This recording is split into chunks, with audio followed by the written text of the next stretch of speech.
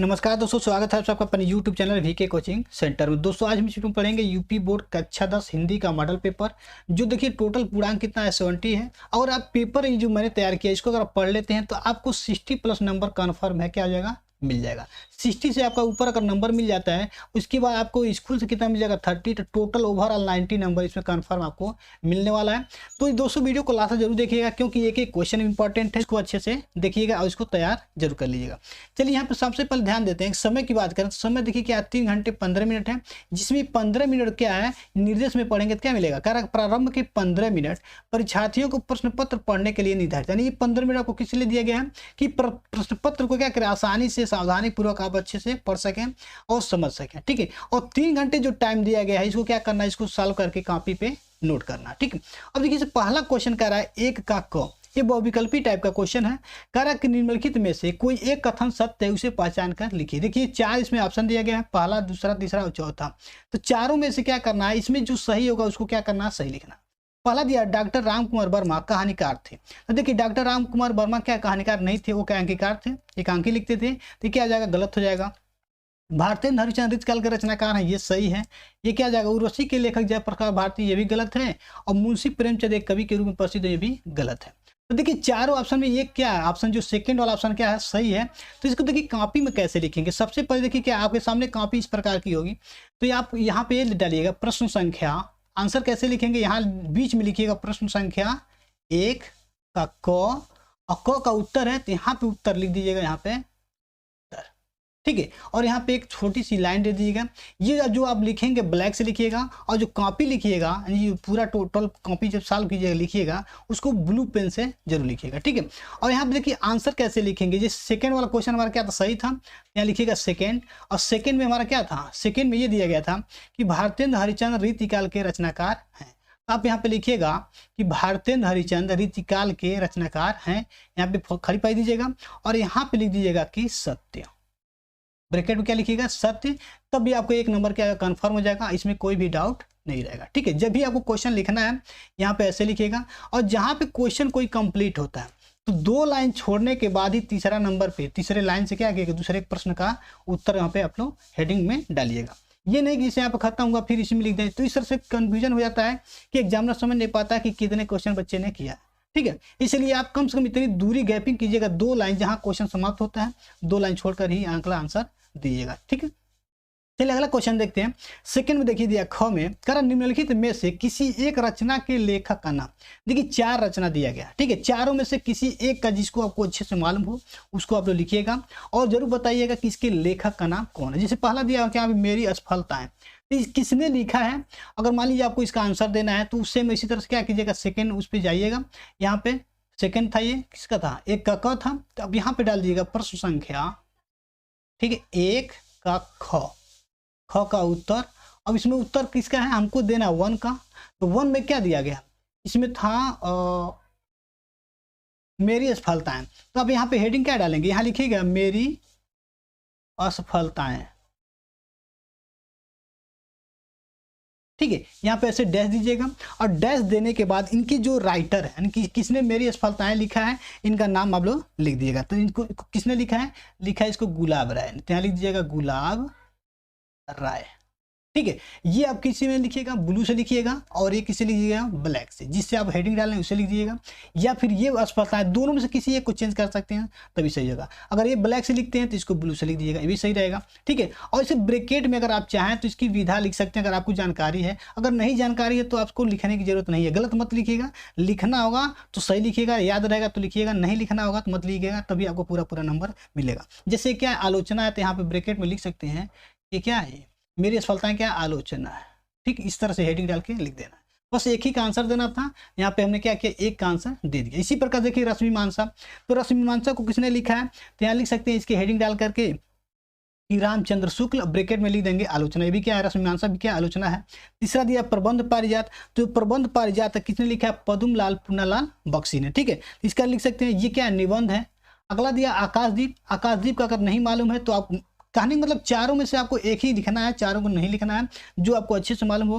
तो देखिए आकाशदीप भी बहुत इंपॉर्टेंट है। इसका जो लेखक हैं वो कौन है, जयशंकर प्रसाद हैं। और ये क्या है, कहानी है, क्या है, कहानी। ठीक है, अगला क्वेश्चन दिया है क्वेश्चन नंबर ग, कह रहा शुक्ल युग के एक नाटककार का नाम लिखिए। तो देखिए शुक्ल युग के एक नाटककार अगर आपको मालूम है तो कम से कम 1 से 2 नाटककार का नाम तो आपको याद रखना होगा। तो शुक्ल युग के जो नाटककार थे कौन थे? जयशंकर प्रसाद। तो यहाँ लिख सकते हैं जयशंकर प्रसाद, यहाँ लिख दीजिएगा जयशंकर। जैसे मैंने बताया कि क्वेश्चन आंसर कैसे लिखना है, तो यहाँ लिखिएगा जयशंकर प्रसाद। ठीक है, यानी ग डालिएगा, यहाँ लिखिए जयशंकर प्रसाद शुक्ल युग के एक नाटककार हैं। ठीक है, पूरा लिखिएगा, बस 60 मत लिखिएगा कि जयशंकर प्रसाद हो गया, नहीं, यहाँ लिखिएगा शुक्ल युग के एक नाटककार का नाम जयशंकर प्रसाद। ठीक है, अगला देखिए क्या है घ, सर आवारा मसीहा, ये क्या एक रचना है।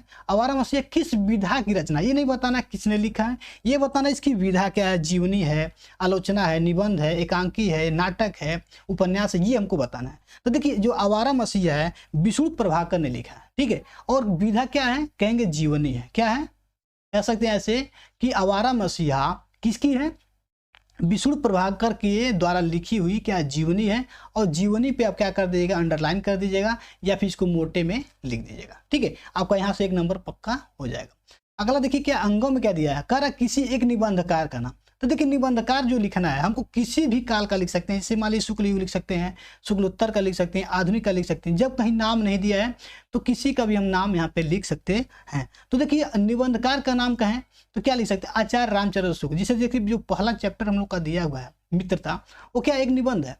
तो निबंधकार के नाम से ही हम जान सकते हैं क्या कि निबंध लिखे हैं उन्होंने, किसने लिखेंगे, आचार्य रामचंद्र शुक्ल। कहते संगे कि यहाँ पे हेडिंग डालेंगे कि निबंधकार का नाम क्या हो जाएगा, आचार्य रामचंद्र शुक्ल। हेडिंग डाल सकते हैं, उसे ब्रैकेट में डाल सकते हैं कि मित्रता क्या एक निबंध है। चलिए इस तरह से हमारा पहला क्वेश्चन क्या कंप्लीट हुआ। अब चलिए सेकंड क्वेश्चन की बात करते हैं। सेकंड क्वेश्चन में दिया हुआ है, कह रहा कि कह शुक्लोत्तर युग के 2 उपन्यासकारों के नाम लिखिए तथा उनके एक उपन्यास का नाम। तो देखिए शुक्लोत्तर युग के 2 उपन्यासकार। ठीक है, तो पहले उपन्यासकार की बात करें तो यशपाल। ठीक है, यशपाल क्या थे, पहले थे। अब दूसरे नंबर पे क्या है, भगवती चरण वर्मा। तो शुक्लोत्तर युग में 2 लोग इन फेमस थे, कौन कौन, यशपाल। तो इनका जो यशपाल जो थे, तो यशपाल ने क्या लिखा है, यशपाल लिखे थे झूठा सच। झूठा सच क्या एक उपन्यास है, झूठा सच।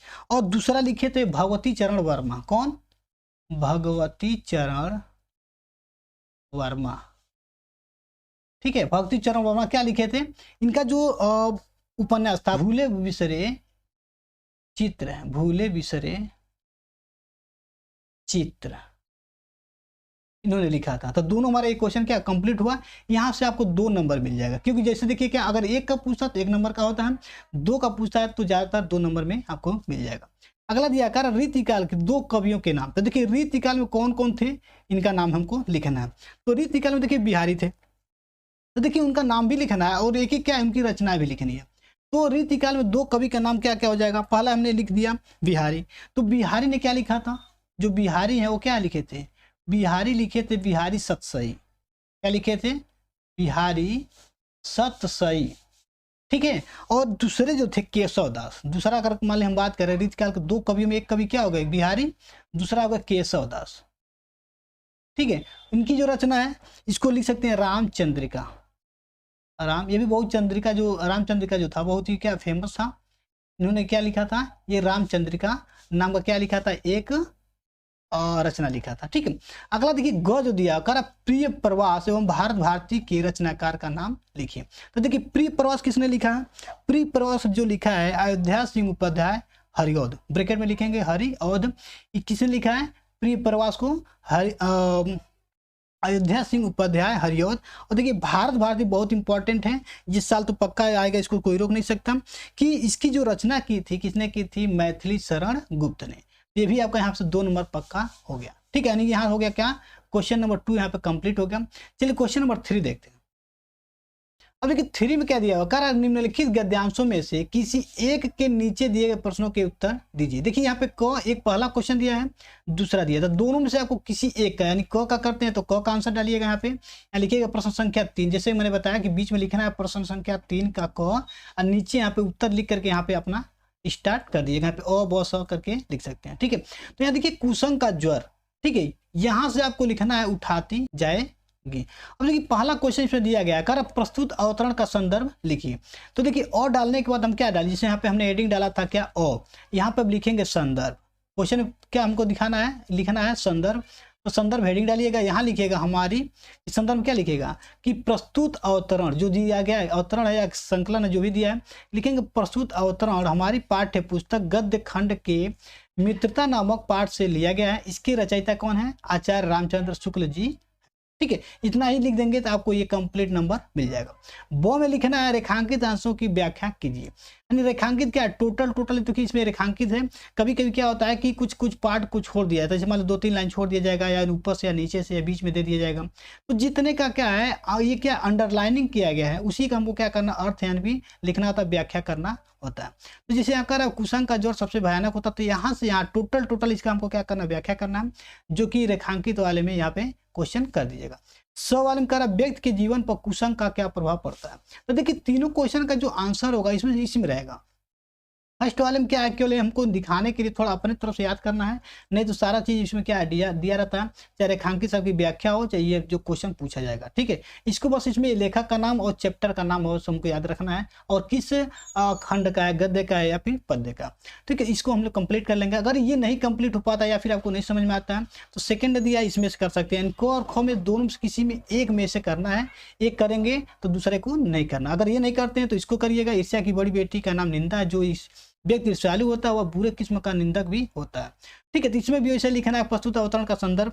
तो ये क्या है, ईर्ष्या तू न गई मेरे मन से, इस चैप्टर के लिए से लिया गया है, और इसकी जो रचयिता क्या है, रामधारी सिंह दिनकर जी हैं। तो ये प्रस्तुत अवतरण में हम लिख सकते हैं कि संदर्भ कहाँ से लिया गया है, इसके चैप्टर का नाम क्या है, ईर्ष्या तू न गई मेरे मन से, और इसके लेखक का नाम लिख देंगे तो हमारा पहला यहाँ पे कंप्लीट होगा। रेखांकित अंशों की व्याख्या, इसमें देखिए शुरू से लास्ट तक क्या करना, हमको क्या करना, इसका अर्थ लिखना है, व्याख्या करना। तीसरा करा 100 में ईर्ष्यालु व्यक्ति दूसरों की निंदा क्यों करता है। इसका आंसर देखिए इसी में दिया रहेगा, जो भी जिसमें पूछा जाएगा इसी में दिया जाएगा। पहला क्वेश्चन छोड़ दिया जाए तो दूसरा तीसरे का आंसर इसी में रहेगा। कह रहा है कि ईर्ष्यालु जो व्यक्ति है दूसरों की निंदा, दूसरों की बुराई क्यों करता है, बुराई इसलिए करता है, या दिया दूसरों की बुराई वो इसलिए करता है ताकि क्या हो, इस प्रकार दूसरे लोग जनता अथवा मित्रों के आंखों से गिर जाए। जैसे दूसरे की बुराई जब करेंगे तो दूसरे के नज़र में वो अगला गिर जाता है, तो उसकी जगह ले, यानी कि अपने आप को महान साबित करने के लिए दूसरों को गलत साबित करना उसकी क्या होती है, महानता होती है। ठीक है, वो सोचता है ईर्ष्यालु जो व्यक्ति होता है वही काम करता है। तो यही सब इसमें क्या करना, लिखना है। हाँ, एक चीज़ और है कि जो भी क्वेश्चन नंबर 3 है आप इसको छोड़िएगा नहीं है, वैसे छोड़ना तो कोई क्वेश्चन नहीं है। अगर गलत भी है, सही भी नहीं भी आ रहा, तभी आप कुछ ना कुछ भर दीजिएगा। हो सकता है एग्जामिनर का ध्यान ना जाता, आपको नंबर तो मिल ही जाता है। ठीक है, लेकिन कॉलम नहीं छोड़ना है, क्वेश्चन नंबर नहीं छोड़ना है, ये विशेष ध्यान आपको देना होगा। ठीक है, चलिए अगला क्वेश्चन देखते हैं, क्वेश्चन नंबर 4। क्वेश्चन नंबर 4 कह रहा है कि निम्नलिखित पद्यांशों में से किसी एक की संदर्भ सहित व्याख्या कीजिए और काव्यगत सौंदर्य लिखिए। ठीक है, तो इसमें क्या करना, संदर्भ लिखना है और इसकी काव्यगत सौंदर्य। काव्यगत सौंदर्य में क्या होता है कि जो भी पद संकलन होता है उसमें काव्यगत सौंदर्य लिखना जरूरी होता है। इसमें हमको ये लिखना होता है कि इसमें कौन सी भाषा यूज किया गया है, इसमें कौन कौन से अलंकार हैं, कौन कौन से छंद हैं। ठीक है, ये सब इसमें लिखा जाता है काव्यगत सौंदर्य में। ठीक है, तो ये अगर करते हैं तो ये नहीं करना, अगर ये करते हैं तो ये नहीं करना। तो दोनों में से देखिए यहाँ पे अथवा दिया है, तो चौथा में क्या है, या तो पहला कीजिए नहीं तो दूसरा करना है। ठीक है, अगला क्वेश्चन देखिए, क्वेश्चन नंबर 5। 5 में क्या बहुत इंपॉर्टेंट है, क्योंकि 5 में आपको 6 नंबर का क्वेश्चन मिलना है। ठीक है, 3 नंबर का क्वेश्चन ये होगा और 3 नंबर का क्वेश्चन ये होगा। इसमें देखिए क्या है, 2 जीवनी जयशंकर प्रसाद और आचार्य रामचंद्र शुक्ल का याद करना है, जो गद्य से हो जाएगा, और पद्य से 3 का याद करना पड़ेगा, तुलसीदास, सुमित्रानंद पंत और सुभद्रा कुमारी चौहान। ये पांचों याद कर लेंगे तो 6 नंबर क्या 100% श्योर है कि इस साल इसमें 6 नंबर आपको पक्का हो जाएगा। क्वेश्चन नंबर 6 कह रहा है निम्नलिखित का संदर्भ सहित हिंदी में अनुवाद कीजिए। तो देखिए क्या, वाराणसी सुविख्याता प्राचीना नगरी यम विमल सलीलम तरंगया गंगाया अकूले स्थिता। तो देखिए क्या करना, संदर्भ इसका लिखना है। तो संदर्भ में क्या लिखेंगे, यह लिखेंगे प्रस्तुत गद्यांश, क्योंकि ये गद्य है। ठीक है, ये क्या हमारा श्लोक होता है, इंग्लिश में क्या होता है, सॉरी हिंदी में जो क्या होता है, फर्स्ट पार्ट में हमारा गद्य और पद्य होता है, और जो संस्कृत में क्या होता है, गद्य होता है और इसमें श्लोक होता है। ठीक है, यहाँ लिखेंगे प्रस्तुत गद्यांश हमारी पाठ्य पुस्तक हिंदी के द्वितीय खंड, यानी ऐसे कह सकते हैं हिंदी के संस्कृत खंड से लिया गया है, और वाराणसी नामक पाठ से क्या उद्धृत है या फिर उससे लिया गया है। ठीक है, इतना ही लिख देंगे, इसका संदर्भ यहाँ पे कंप्लीट हो जाएगा। इसमें रचयिता या लेखक का नाम नहीं लिखना है। अगला जो डालेंगे, जैसे व्याख्या लिखते थे, इसमें व्याख्या नहीं करना, आगे लगना हेडिंग डालना है हिंदी अनुवाद, यानी सबसे पहले यहाँ लिखेंगे संदर्भ। ठीक, जैसे संदर्भ कंप्लीट होगा नीचे लिखेंगे फिर हेडिंग डाल करके हिंदी अनुवाद। क्या लिखेंगे, हिंदी अनुवाद। यहाँ पे यहाँ पे व्याख्या नहीं लिखना है, हिंदी अनुवाद करना है, ठीक है, क्योंकि संस्कृत में है। क्या करना, अगर इसका करते हैं तो इसका नहीं, इसका करते हैं तो इसका नहीं, क्योंकि यहाँ पे अथवा दिया गया। सातवां देखिए क्या, अपनी पाठ्य पुस्तक से संस्कृत खंड के कंठस्थ कोई एक श्लोक लिखिए जो इस प्रश्न पत्र में नहीं आया। कम से कम आप 2 श्लोक याद कर लीजिएगा। हो सकता है जो श्लोक आप याद किए यहाँ पे दे दिया जाए तो आपके लिए दिक्कत हो जाएगी। तो 2 कोई श्लोक जो छोटा छोटा होगा आप याद कर लीजिएगा। एक अगर इसमें दे देता है तो एक आप इसमें से लिख सकते हैं, आसानी से आपको ये 2 नंबर 3 नंबर मिल जाएगा। ख में क्या कर रहा है, कारण निम्नलिखित में से किसी 2 का उत्तर संस्कृत में दो। देखिए 4 क्वेश्चन दिए गए हैं, 4 में से 2 का आपको आंसर लिखना है। पहला कह रहा है वाराणसी नगरी कुत्र स्थिता अस्ति, कि वाराणसी नगरी कहाँ पर स्थित है। तो इसका आंसर क्या होगा, आप लोग जरूर खोज करके लिख दीजिएगा। अगर नहीं मालूम होगा मैं बोल दे रहा हूँ, अगर आप लिखना चाहते हैं तो लिख सकते हैं कि वाराणसी नगरी कुत्र स्थिता अस्ति। कहेंगे वाराणसी नगरी गंगाया कूले स्थिता अस्ति। वाराणसी नगरी गंगाया कूले स्थिता अस्ति, कि वाराणसी नगरी गंगा नदी के तट पर स्थित है। पहला क्वेश्चन हो जाएगा। दूसरा कह रहा है कि न्यायाधीश चंद्रशेखरम कथम किम अदंडयत। ठीक है, इसका आंसर हो जाएगा न्यायाधीश चंद्रशेखरम पंचदश मतलब 15 कसाघातम अदंडयत। ठीक है, क्या हो जाएगा, यहाँ हो जाएगा न्यायाधीश चंद्रशेखरम पंचदश कसाघातान। ठीक है, इसी तरह लिखिएगा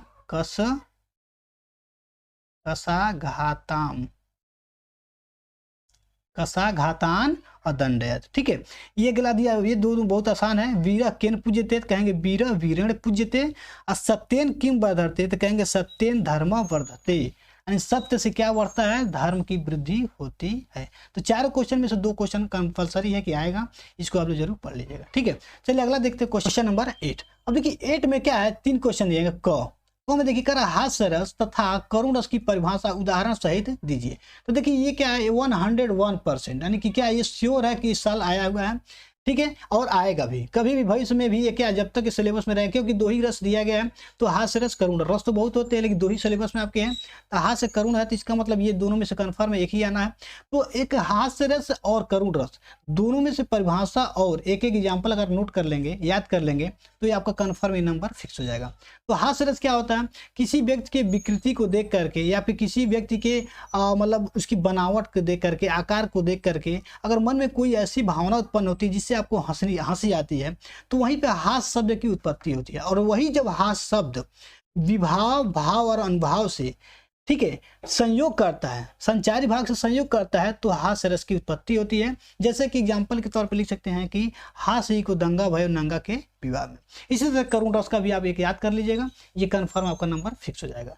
इसी तरह देखिए रूपक और उपमा अलंकार। तो उपमा अलंकार तो बहुत आसान है कि जब किसी एक व्यक्ति की तुलना या किसी एक प्रसिद्ध वस्तु की तुलना दूसरे वस्तु से की जाती है, तो वहां पे क्या होती है, उपमा अलंकार होता है। तुलना किया जाता है 2 व्यक्तियों में या 2 चीजों में। ठीक है, तो जब तुलना करेंगे तो वहां पे क्या उपमा दी जाती है, तो उसको कहेंगे उपमा अलंकार। उसका उदाहरण ये हो गया, परिभाषा हो गया। उदाहरण क्या हो गया, जैसे पीपर पात सरिस मन डोला। एग्जाम्पल में लिख सकते हैं पीपर पात सरिस मन डोला, कि जो पीपल का पत्ता होता है वो मन के बराबर होता है। जैसे कि थोड़ा सा हवा हिलने पर पीपल का पत्ता क्या होता है, हिलने लगता है। उसी तरह का मन भी क्या है, चंचला होती है, कि थोड़ी सी किसी की बात सुनने पे उसकी बातों में वो पल जाता है, उसकी बातों को मान लेता है। ठीक है, अगला देखिए दिया 3rd में गौ कर सोरठा तथा रोला छंद का लक्षण एवं उदाहरण दीजिए। देखिए सोरठा और रोला 2 छंद है आपके सिलेबस में, दोनों को याद कर लीजिएगा, दोनों से बहुत आसान है इसको याद करना। तो देखिए जो सोरठा होता है ये क्या होता है, अर्धमात्रिक छंद होता है। ठीक है, जो सोरठा होता है क्या होता है, अर्धमात्रिक छंद होता है, और जो रोला होता है वो सममात्रिक होता है। ये अर्धमात्रिक, ये सममात्रिक। इसमें कितने चरण होते हैं, 4 चरण। ठीक है, इसमें 8 चरण होगा लेकिन 4 लाइन होगा। ठीक है, रोला में जो होता है 4 लाइन 8 चरण। ठीक है, इसमें 4 चरण ही होते हैं। ठीक है, तो इसमें देखिए क्या मात्रा कैसे कैसे होगा, जो सोरठा होगा, सोरठा देखिए बात करिए 11 और उसके बाद 13। कैसे कैसे, फर्स्ट वाले में 11, थर्ड वाले में 11, इसमें देखिए सेकेंड में और चौथे में क्या होता है, 13 मात्रा होती है। लेकिन देखिए रोला की अगर बात करें तो रोला में क्या होता है, 11 होगा, ठीक है, दूसरे में 13 होगा, फिर 11 होगा, फिर 13 होगा, फिर 11 होगा, फिर 13 होगा, फिर 11, फिर 13। इस तरह से क्या 8 चरण है, 8 चरण में रोला चला जाता है। तो रोला को पहचानना आसान होता है क्योंकि उसकी चरण देख करके जब जैसे देखिए 8 चरण दिख जाए तो आंख बंद करके कर दिए क्या रोला है, और उसको बता दिए कि क्या ये सममात्रिक छंद है, इसमें 8 4 पंक्तियां होती हैं और 8 इसमें चरण होते हैं। ठीक है, उदाहरण दिया ही रहेगा। इसे कभी कभी डिफिनीशन देता है तो उदाहरण पूछेगा, और नहीं तो कभी कभी क्या दे देगा कि आपको एक एग्जाम्पल करके उदाहरण दिया रहेगा, अब बताना होगा कि उसमें कौन सा छंद है, सोठा है या फिर रोला। ठीक है, अगला देखिए क्वेश्चन नंबर 9। 9 से नंबर लेना बहुत ही आसान है, बहुत ही आसान है। ठीक है, चलिए इसको देखते हैं। जैसे क्वेश्चन कह रहा है निम्नलिखित उपसर्गों में से किन्हीं 3 के मेल से एक शब्द बनाइए। देखिए 6 हमने यहाँ पे लिया है और 6 ऐसे दिया जाएगा, 4 या 5 दिया रहेगा, इसमें से 3 से क्या करना है, आपको एक शब्द बनाना है। कर 3 के मेल से एक एक शब्द, तो पर से एक शब्द बनाना है। तो पर से क्या बना सकते हैं कि उसमें पर ही आया। देखिए सबसे पहले समझिए क्या उपसर्ग क्या होता है, कि जब किसी शब्द के पहले कोई वर्ड जोड़ करके एक नया शब्द बनाते हैं तो उसको उपसर्ग कहते हैं। तो जैसे परिधन वार, परिवार हो गया, तो जैसे परिधन तंत्र, परितंत्र हो गया। ठीक है, परिधन वाहन, परिवहन हो गया। तो ये परिवर्ड लगा करके क्या किया हमने, एक शब्द बना दिया, जैसे परिवहन हो गया, परिवहन। तो देखिए परि लगा दिया हमने तो क्या हो गया, एक शब्द बन गया। तो इस तरह से एक शब्द लिखना है। निर से लिखना है तो निर से भी आप लिख सकते हैं, तो निर्भय, निर्दोष, निरपराध, तमाम वर्ड इससे बन जाएंगे। अनु से अगर बनाना है तो लिख सकते हैं अनुचर, अनुशासन, अनुशासित। ठीक है, अहिंसा, यहाँ से अ से बनाना चाहते हैं तो अहिंसा हो गया, अनाथ हो गया। सु से बनाना चाहते हैं तो सुलेख, सुकन्या, सुपुत्री, सुपुत्र। ये सबसे देखिए क्या परि, निर, अनु, असु जो भी है, इसको हमको वर्ड के पहले लगा करके वर्ड को तैयार करना। ठीक है, जैसे स है तो स से बनाएंगे सहपाठी, तो देखिए सहपाठी। ठीक है, तो सह जो वर्ड देखिए सबसे क्या पाठी से पहले आ गया, तो पहले जब लगाएंगे तो क्या होगा, उपसर्ग हुआ, और पीछे लगाएंगे तब प्रत्यय। जैसे खंड ख में दिया, देखिए कर निम्नलिखित प्रत्ययों में से किन्हीं 2 प्रत्यय का प्रयोग करके एक एक शब्द बनाए। जैसे वट, तो वट जो लगेगा वो आगे ना लग के कहाँ लगेगा, पीछे। जैसे बनावट, क्या हो गया, बनावट। देखिए वट क्या आ गया, पीछे आ गया, वट हो गया। ठीक है, अब घबराहट देखिए लिखिएगा मत, घबराहट में क्या होगा, हट हो जाता है, तो हट भी एक प्रत्यय है। तो हट में और इसमें वट में अंतर है, मत सोचिएगा वट आ गया लास्ट में, नहीं। यहाँ पे वट मतलब जब कहेगा तो यहाँ पे वट आना चाहिए, हट कहेगा तो लास्ट में हट आना चाहिए। तो ये हमारा हो जाएगा बनावट हो गया। इसी तरह से पन है तो जैसे बचपन, ठीक है, लड़कपन, अपनापन, सब पीछे क्या आ रहा, पन आ रहा है। ता आ गया, जैसे हो गया कटुता, निर्मलता, दुर्बलता, तो लास्ट में क्या आ गया, ता आ गया। जैसे इसे समझिए, दुर्बलता अगर लिखेंगे, दुर्बल प्लस ता, ये हो जाता है दुर्बलता, क्या जाएगा, दुर्बलता। ये हमारा क्या हो गया, ये हमारा एक प्रत्यय हो गया। ई आगे की चौथा क्या दिया, ई है। ई कैसे बनाएंगे, ई का बनाने के लिए हम क्या करेंगे, जैसे पर्वत धन ई, पर्वतीय, नगर धन ई, नगरीय। तो इस तरह से हमारा ई का हो गया, ये बहुत ही आसान होता है। अगला दिया कर निम्नलिखित में से किन्हीं 2 के समास विग्रह कीजिए। जैसे आचार, विचार, देखिए जैसे बीच में क्या हो जाए, हलंत हो जाए। ठीक है, इस तरह से तो समझ लीजिए क्या ये द्वंद्व है, तो ये भी द्वंद्व हो जाएगा, और ये भी जल थल, ये भी क्या जाएगा, द्वंद्व। और द्विग जब होगा, देखिए क्योंकि आपके सिलेबस में द्विग और द्वंद्व 2 ही है, तो देखिए 2 ही पूछा जाएगा। तो चौमासा, देखिए वर्ड क्या आ गया, चौ मतलब 4, मासा मतलब माह, चौमासा मतलब चार माह। तो इस तरह से देखिए चौमासा। त्रिकोण, कोण और त्रि मतलब 3, तो यहाँ वर्ड आ जाएगा कैसा, नंबर वाला। ये वर्ड जो आएगा क्या आएगा, नंबर वाला। चौ मतलब 4 और 3 मतलब 3, तो इस तरह से आ गया। तो ये हमारा क्या आ जाएगा, द्विग हो जाएगा। ये द्विग हो गया, ये दोनों द्वंद्व हो गया। यहाँ से आपको 2 समास को बताना था, 4 हमने बता दिया। अगला देखिए घ, इसमें करा निम्नलिखित में से किन्हीं 2 का तत्सम रूप लिखिए। तो देखिए ओठ का लिखेंगे, ओष्ठ हो जाएगा, क्या होता है, ओष्ठ।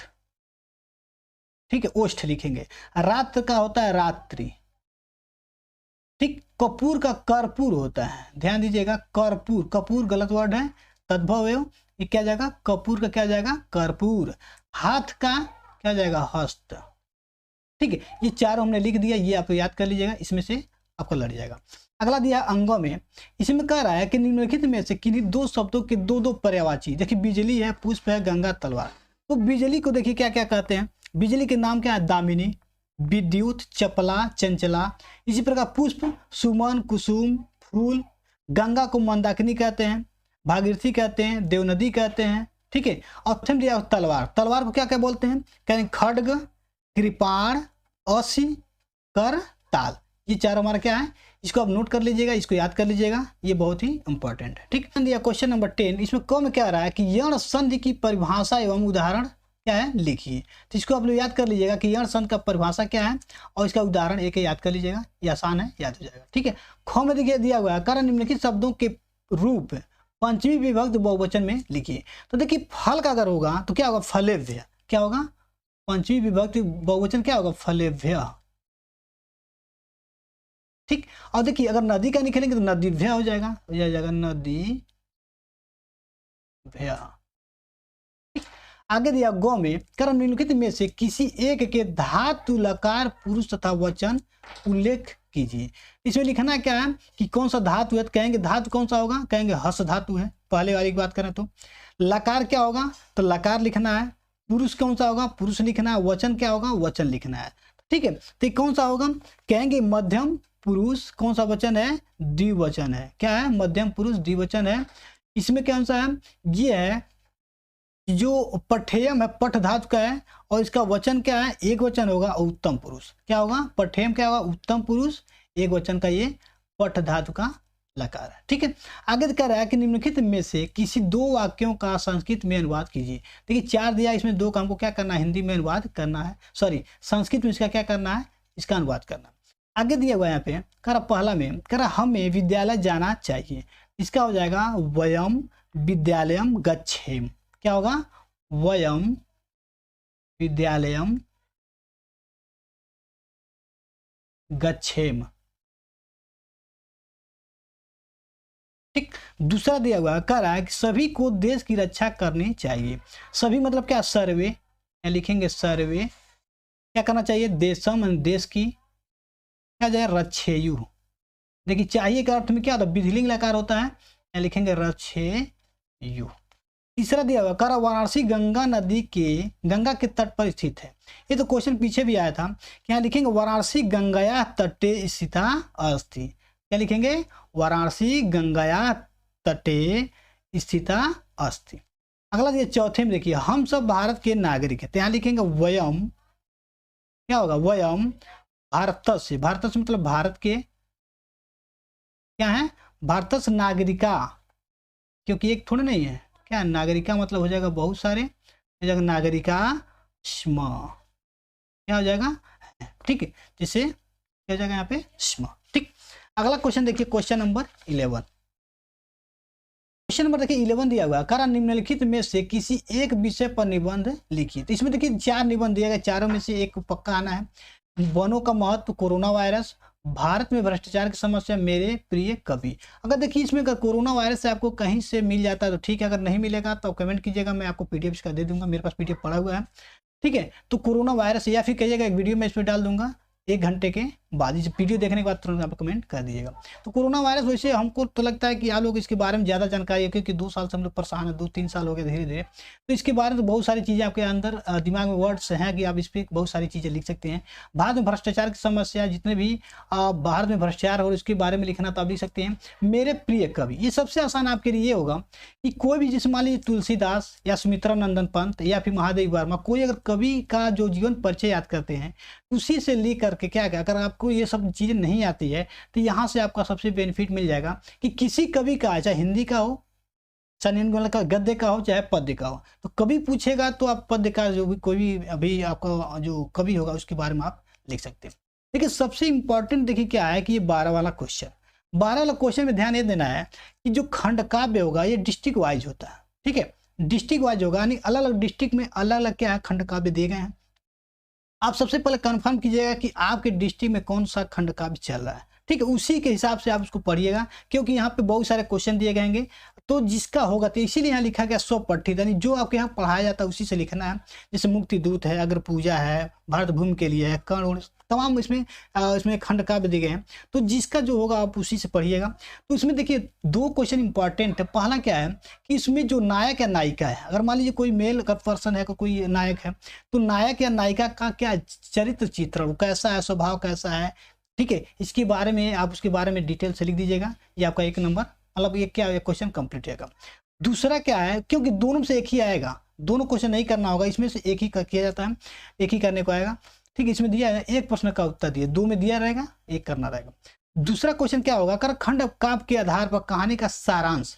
देखिए सारांश अगर आपको याद है तो सारांश लिखिएगा, नहीं तो चरित्र चित्रण लिखना आसान है, क्योंकि चरित्र चित्रण अगर एक का याद करेंगे बना के भी लिखेंगे तभी आपका पूरा पूरा नंबर लगभग मिल जाएगा।